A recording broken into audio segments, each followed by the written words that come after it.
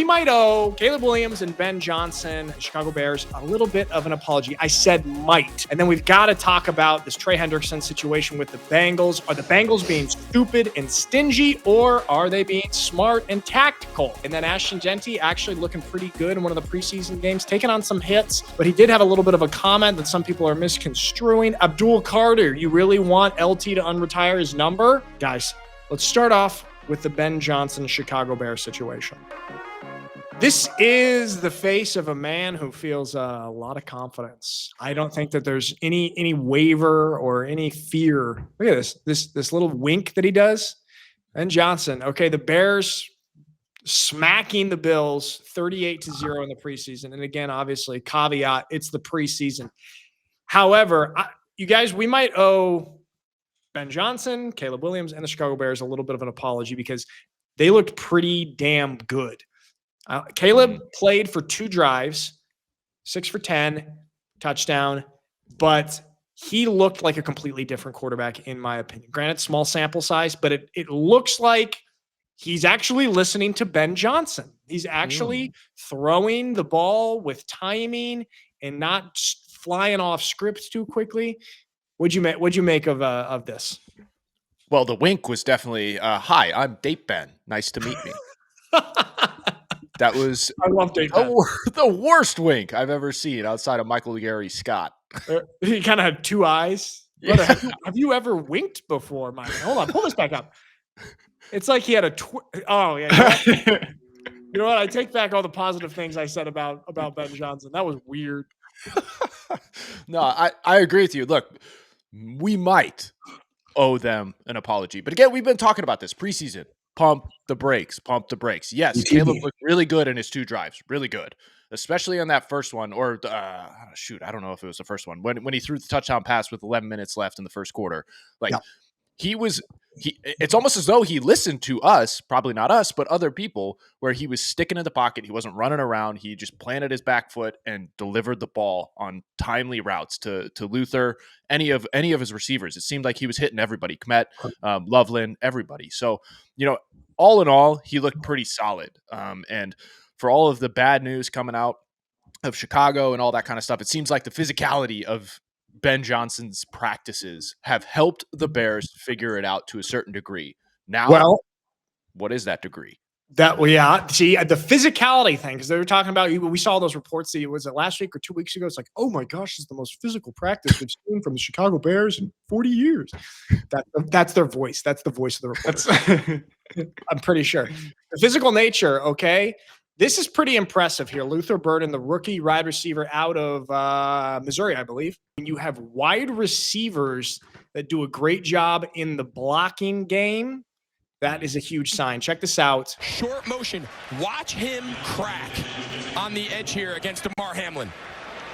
They said they think he's as talented a wide receiver who's come out of the draft, but when you earn targets in the NFL, the schedule is going to be very challenging. Well, they try him again off the right side, and Ian Wheeler's in. Howard's own HU, But watch him. He's going to motion in. Watch how physical he is at the point of attack. Bang! And now he just drives him. He's 3 yards in the end zone. Okay. Safety Hancock. Okay, I will say, I love my boy Greg Olson, but it's a little slight exaggeration there. It's not 3 yards in the end zone. I mean, it's just kind of right there. And you know what? Those are good blocks. But the second one, he kind of just lazily threw the shoulder in. But I know what he's getting at. He is doing a good job in the run game, in the blocking game. What do you make of this of the Chicago Bears? Are we really entering a new era of the Chicago Bears? That's huge. Receivers that can block, that are willing blockers, that's when you're going to, number one, that springs big time runs more than anything. When you get receivers that are actually making their blocks in the secondary, that is what springs huge runs and really actually ends up opening more stuff up for them in the passing game. Mm-hmm. It's just really hard to get receivers to be that selfless. So the physicality, truly, the physicality and the practices really makes a difference. You have to really highlight it and point it out in team meetings to get that culture of receiver blocking. And that's something that I think that is a great point. I think it's really hard to get wide receivers to understand the concept of something that's not instant gratification for me getting a stat. Oh, it's helping the team. I think it's so hard just on the nature of wide receiver personalities. So it is kudos to the coaches. Which Mike. There's nothing wrong with that. It's what makes them great, right? You want your receivers to be so selfish. Put the ball in my hands. You want every receiver to be the cockiest player ever. Yeah. But if you can get him to be a little bit selfless, that's great for the team. Well, there are, I would say in this day and age, yes, that's true. You gotta take the baby steps there. But you have like the Larry Fitzgeralds, the Jerry Rices of old, where they actually went in and blocked, and they didn't necessarily have that diva-ness, that modern diva-ness. Modern wide receiver person. Are there any wide receivers now? Because those are two great examples, Jerry Rice, Larry Fitzgerald, who are like, they don't fit the mold of the modern wide receiver personality. Who would you throw in? Amon-Ra. No. He's cut from the cloth of Jerry Rice and Larry Fitzgerald. Okay. But he is a diva. He's a diva. He is give me the ball. I mean, he's great. He's a great blocker. He's tough, but he's also, I want the ball, give me the ball sort of fella. Oh, yeah. Yeah, I think everybody's that way nowadays. It's that you can't avoid that in this pass happy league. So but at the same time, he gets dirty. He's willing to do the hard work and actually block. But I want to go back to Greg Olsen, what you were talking about. Oh, a little bit of embellishment, a little bit of exaggeration, 3 yards into the end zone, all that kind of stuff. Like I said, baby steps. And as Mikey said, as long as a wide receiver is willing to do something like that, that's a great sign, because then you can increase it. Cracking down is probably the easiest type of block you can have. Getting somebody in the ear hole, all that kind of stuff, that's pretty solid. But when you're having to go like square up on a dude, that's difficult. And getting a guy to start doing that, that's when you realize you got a dog. Yeah. Also, did you hear? It was on Damar Hamlin. Damar Hamlin, man. It's like Damar Hamlin. Is he allowed to be crack blocked? It's hard. So, I mean, good start there for the Bears. I mean, we'll see. Nick, I will say. Yeah, go ahead. Keenan Lowe. Remember that Keenan Lowe at Oregon was like one of the greatest college receiver blockers ever. And like even at Oregon State, they used to pull up his film. When my professional year, we were in the receiver room, they would pull up his old film from Oregon. Just his stock blocking like effort. It's crazy. Yeah. Keenan is, I mean, Scott, you and I both played with Keenan. I mean, I would say Keenan is one of the most inspirational football players that I've ever played with or seen. I gotta owe the fact that he was wide receiver 1 when I was quarterback, and he probably helped me single-handedly get into college as a college football player because of how he caught the ball and ran the ball. So, but ultimately, my stats are going crazy. Yeah. Whoa, who's this Scott Williams quarterback? Touchdowns. But no, love Keenan. And he definitely learned that because we ran the ball 99% of the time and then threw the ball that 1% of the time to him. So like he learned how to block, I think, in early years, and him having the sacrificial sort of approach as a wide receiver, that's so important to the run game, as you're speaking to, Mikey, and like the running backs. I can only imagine that's gold right there to have a guy who's willing to block, especially secondary dudes. Do you guys think that that can be like really truly implemented from a coaching staff, or you have to have the right players to buy into it, or a combination of both? Like, can Ben Johnson is going to be able to implement this culture? Because that's a culture thing.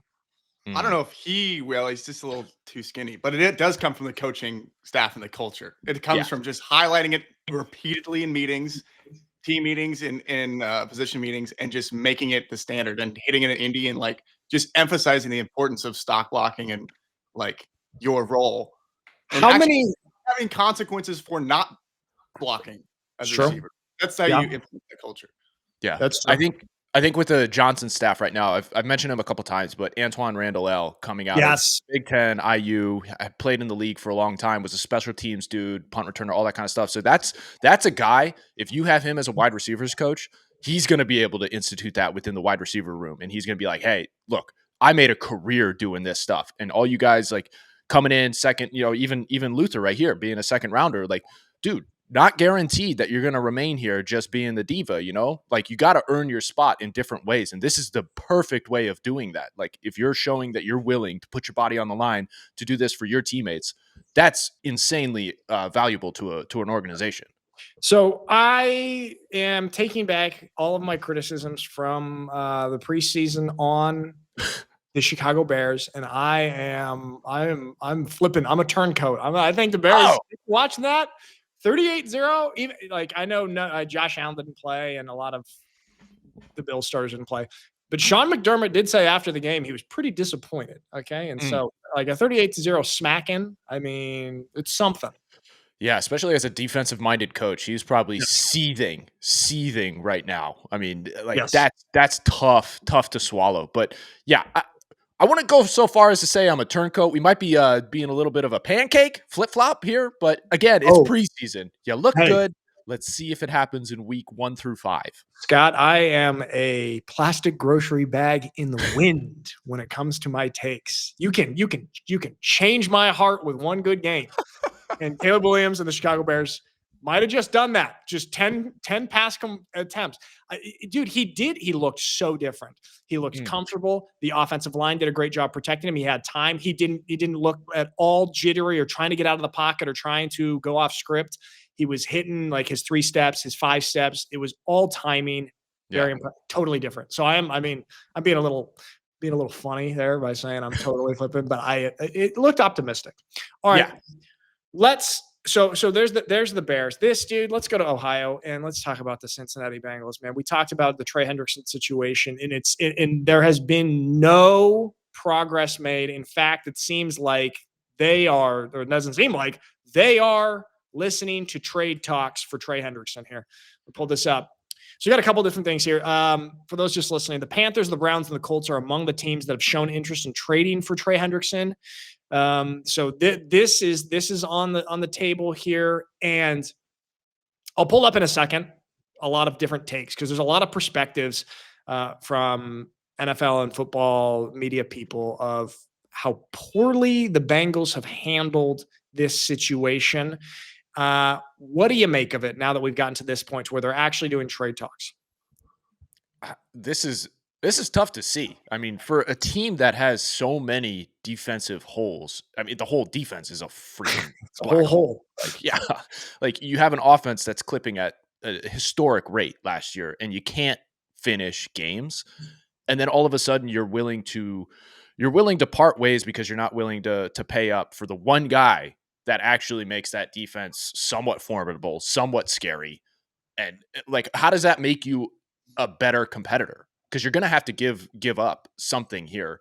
And I don't know how this makes you a better team. No, I don't know how it makes you a better team this year. No, here's the thing. Because I think I'm with most people on this.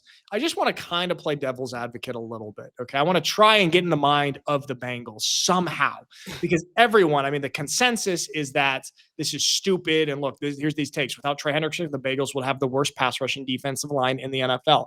And I do think that's actually statistically, literally true. They might have been like top. I can't remember. They were 32 when he was not playing. They were 32 when he was not taking snaps. And I don't know what they were when he was taking snaps. And then this person, Drake Burton, says, oh, this is the Bengal way. Burn bridges with players that are stand-up players on and off the field to save pennies on the dollar. So why are they – what could be, instead of us just being like, the Bengals are so stupid, because I feel like that's what everybody's doing. What is the reasonable case for the Bengals? Like, do they think after signing the big contracts to Burrow, to T. Higgins, to Jamar Chase, like spend a lot of money on offense, like do they think Shamar Stewart on the rookie contract is going to somehow replace that production? Or like, what do you think? Is there any smart case for this, for treating your player who's kind of your star of your defense like this?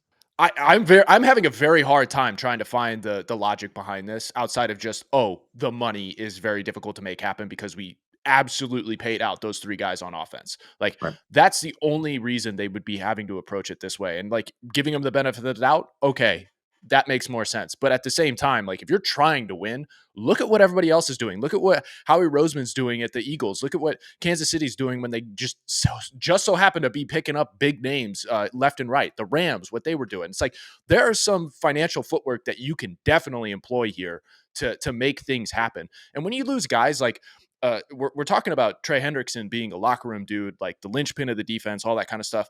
In reality, they lost Sam Hubbard on the other side of the ball, who was the captain of the defense. Like, he was the guy that had been there for years and helping them at least survive. And Trey Hendrickson was about to take up that role as the guy. And then all of a sudden you got nobody there, no veteran, no leader of the defensive side of the ball. All of this is just making it very difficult to find the logic behind all of this outside of just the purse.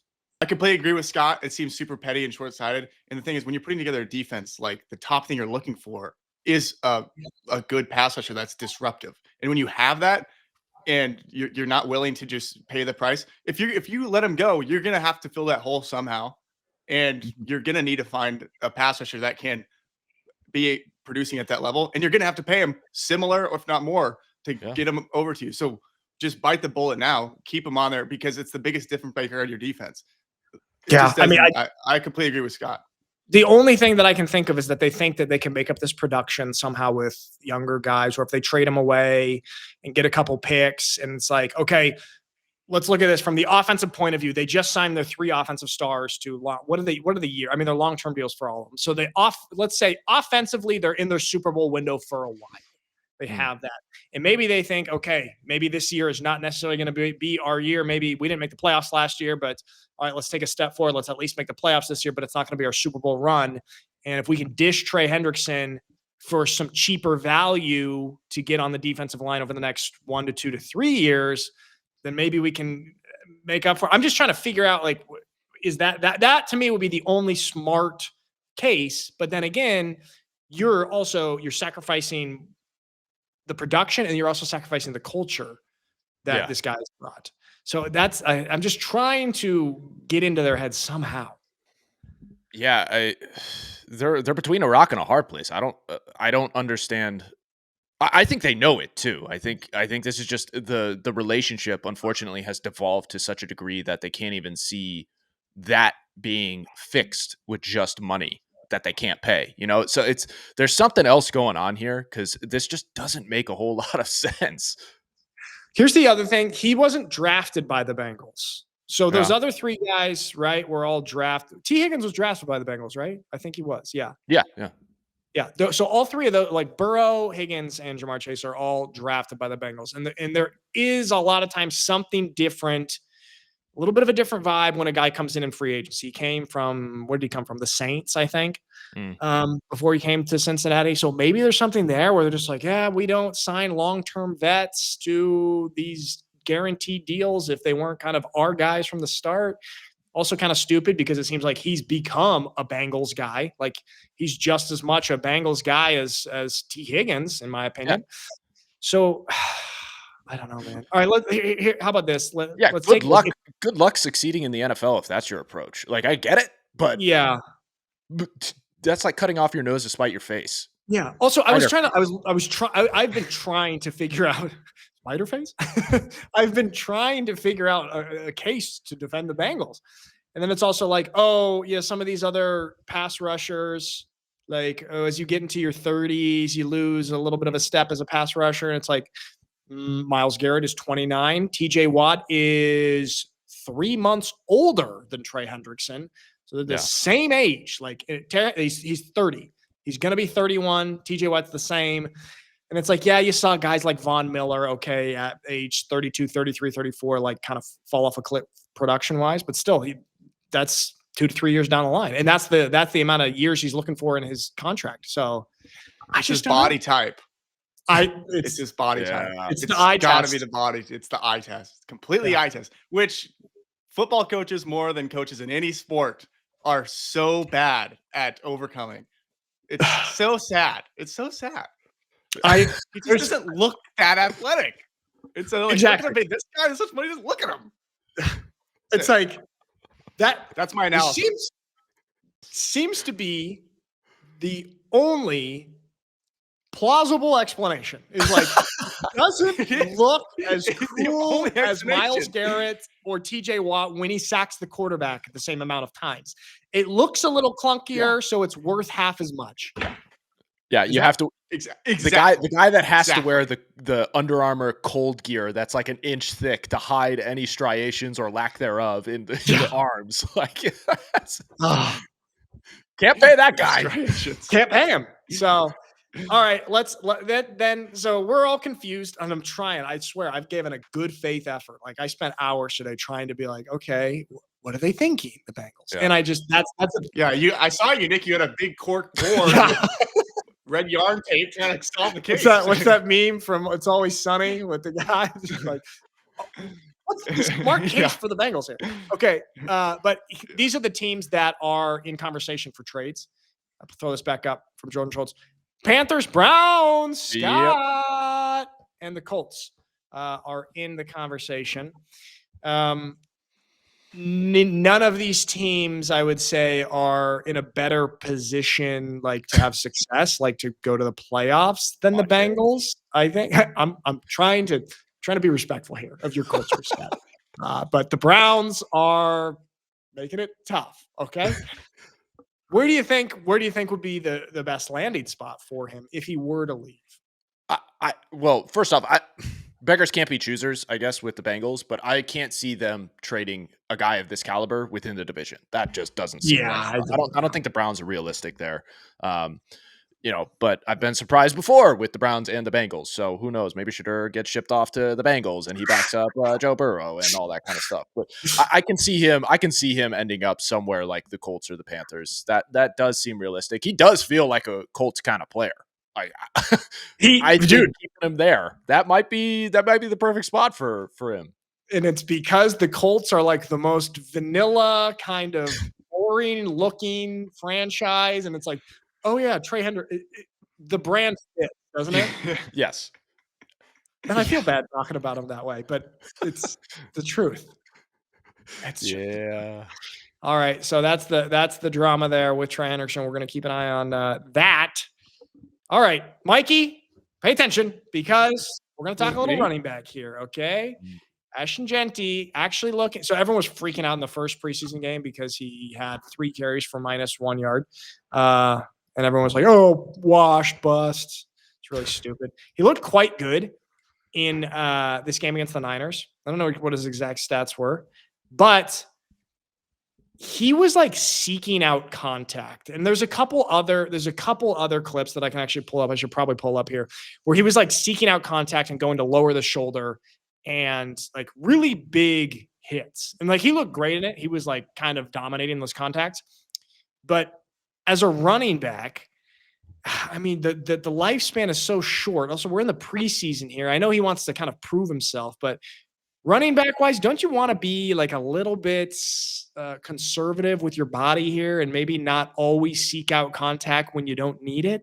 Yeah, on paper, all right. If I'm going to extend my career to this one, yeah, that makes sense. But this is why you play running back, because you love contact. You love bouncing off tackles. And this is like when you look back through history of the coolest running backs to watch tape on, the guys that all running backs, like I'm sure Ashton and other guys like him watched growing up, it'd be guys like Walter Payton or Barry, like guys who were physical and knew how to handle contact, not guys who just ran out of bounds. I like this.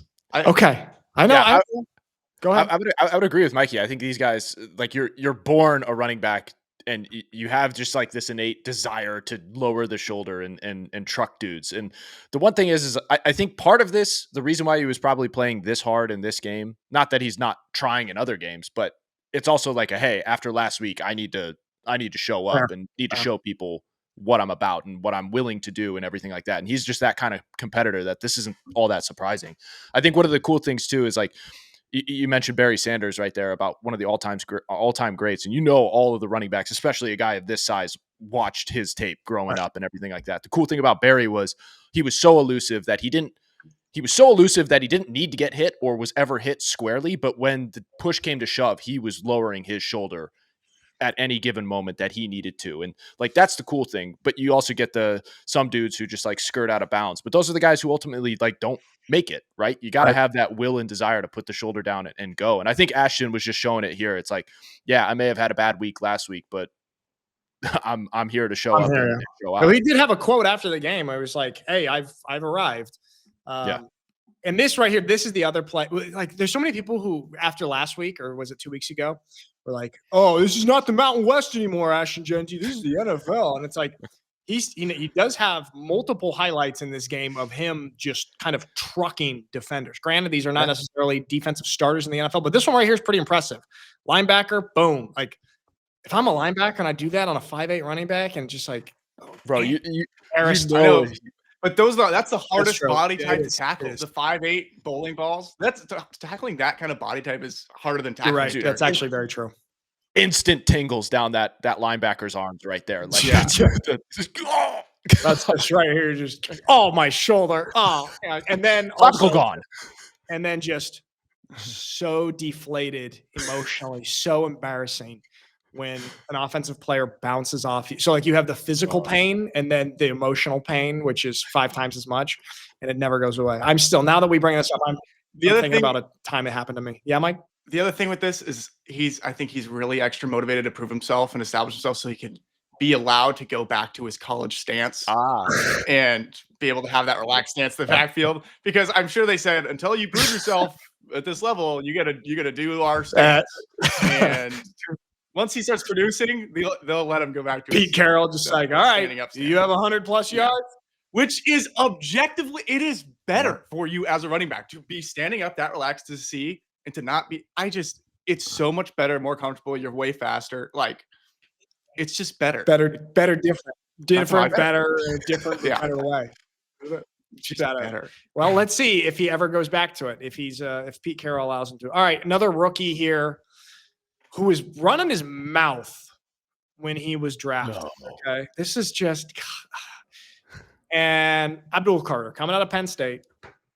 And he was tweeting at LT, Lawrence Taylor, let me get that number, unretire your number for me. A new rookie in the NFL that has never played an NFL snap. I wish I had that confidence.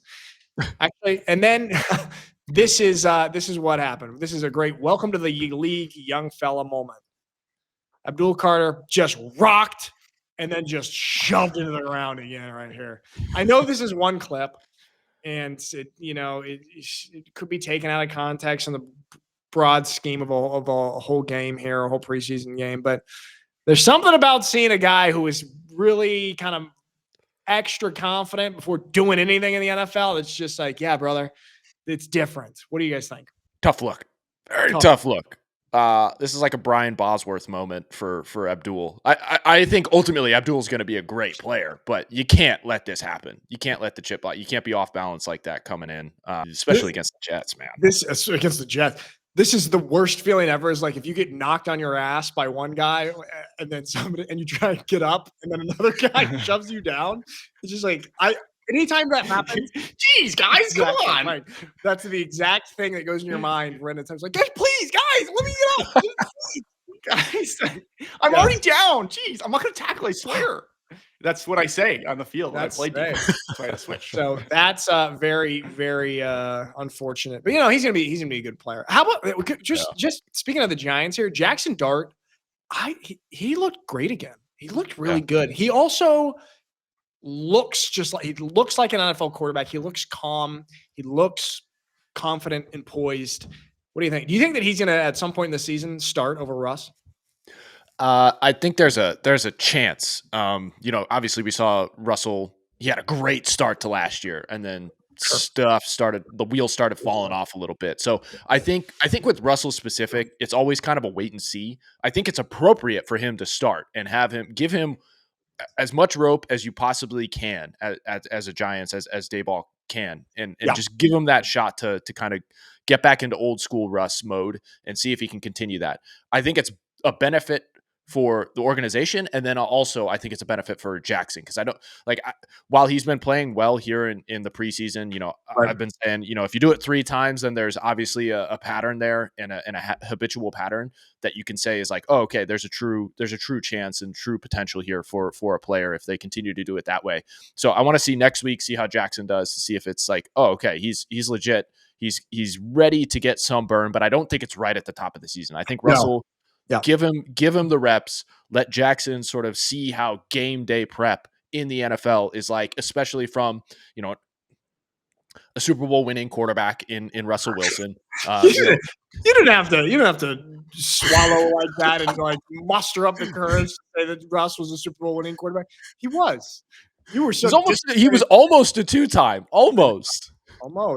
You go Super Bowl winning quarterback. I can't believe I have to say that. He is. Okay. It's like he did. He almost 2 times. Yeah. But I think I'm with you. I would like to have the vet start. Like, think about when Mahomes came, not to compare Mahomes and Jaxson Dart at all, but just the situation. He had Alex Smith, who was a very competent quarterback, who had been making the playoffs, I think, with Kansas City. And then he started, I don't know how many games. And then eventually Mahomes came in like the second half of the season, I believe. It kind of went like that. So like, let the vet do it. No. Yeah, Alex won 50 games for Kansas City, and Mahomes got to learn underneath him for a season and a half, and that's so important. We talk about Aaron Rodgers and the continuity of the Green Bay Packers and Jordan Love doing the same, and it's just getting to learn underneath quality, high like top quality quarterbacks is so important for young dudes. And like, I know you get drafted, it might not be like the best thing in the world when you get drafted by a terrible organization. It's like, yeah, you get money, but you also go to chaos. I think having somebody in the quarterback room specifically is the most important thing for a young quarterback, and just learning the ropes at the NFL, figuring out cadence, schedule, all of that kind of stuff, compartmentalization, priorities, all of that. This is so important for Jaxson. I think he's got a good future. He's in a great spot. And although that quarterback that he's learning from is a little bit corny, he is a Super Bowl winning quarterback, Scott. That's almost a good for him too. It's just like, whatever, corny. He's not doing extracurriculars necessarily. Like, all he's doing is just ball family corniness. And then he also gets to learn from Jameis, who is just vibes, locker room king type court. So he gets to learn from like the weird quarterback that everyone's like, yeah, he's sometimes good, but like, I wouldn't really want to hang out with him. And then Jameis, who's like, the dude is the man. He'll throw 4 picks, but like, she can learn a little bit of both. All right. Let's go to your hometown team, Scott. Okay. All right. Shedeur. So obviously he had that pretty impressive preseason game, or half. And Andrew Berry, the GM, was giving him a compliment here, saying, all right, let me I'll play this and then you tell me what you think. Mike, you too. Proud of you. Really, really good. Proud of you. Cool. Really, really nice job. You're not fully proud, kinda. I'm kind of proud. Look, for your flip side, it was a perfect no, but you made plays, you operated like. So it just stacked. I love when you tell the facts. Do you? No, but it's okay. It's okay. Listen, you did a nice job. Okay, so just take what you learned from tonight, apply it to the joint practices, and then the next preseason game. All right. You were the real player now. I'm gonna bring that sauce to you. I know you. Really good job. That's a great start. It feels more real now. No. I'll just say I'm back in my groove. Says you're with a real player now who brings that sauce to you. So Andrew Berry was like trying really hard to be a professional and give him a compliment. And Shedeur, I don't know. I mean, that was perfect Shedeur. But what'd you guys make of this? Just take the compliment. Just shut up for 1 second. God, it gets harder and harder to defend him and act like he's learning anything. Like, he was trying to be, and he tried to keep it professional even as Shedeur started to get into character. He's just like, yeah, no, just get next week. And he goes, yeah, but you get that sauce to you. Oops, what does that mean? That's exactly it. It's just like, Shedeur, shut up. Just shut up. He's the GM. Shut your mouth. The GM is giving you a compliment. You've never played in the NFL before, and you're just acting silly. Scott, defend this. I cannot. I can't. This is like Barry being a Harvard guy. It's tough to defend him, but he's at least approaching it professionally. Don't like the backpack look. I love how he kept it professional. He wasn't biting it. He wasn't like trying to be GM player GM or whatever it is, buddy with Shedeur. It's just like, nah, man, like this is business. Like this is a different world. Like, I'm just going to approach it here, give you the compliment, and move forward. Like, continue to build off of it. We don't need the extracurricular conversation here. Just good job. Yeah. Okay. That's it. Exactly. Just like, sometimes it's hard to defend Shedeur because like sometimes he's like endearing with his jokiness, and then sometimes it's like, bro, just stop. Just be a grown up. You're a quarterback. He's got a wide receiver personality. Yeah. And sometimes it works, and sometimes it annoys me. It felt like it annoyed Andrew Berry too. Like it felt like he was like thinking, like, dude, just shut up and take the compliment. I take it back. Yeah, you know what? I take it back. Do better. All right. There we have it. NFL preseason. We're getting close. We're getting close to the real thing. Very, very close. This is the last week, I think, until mid-April that we don't have college football or college basketball, and sprinkle in NFL there. So we've made it, guys. We've made it. We made it through the drought We're through to the promised land. Football is back. All right, everybody. Thank you for watching, and we'll see you on the next one.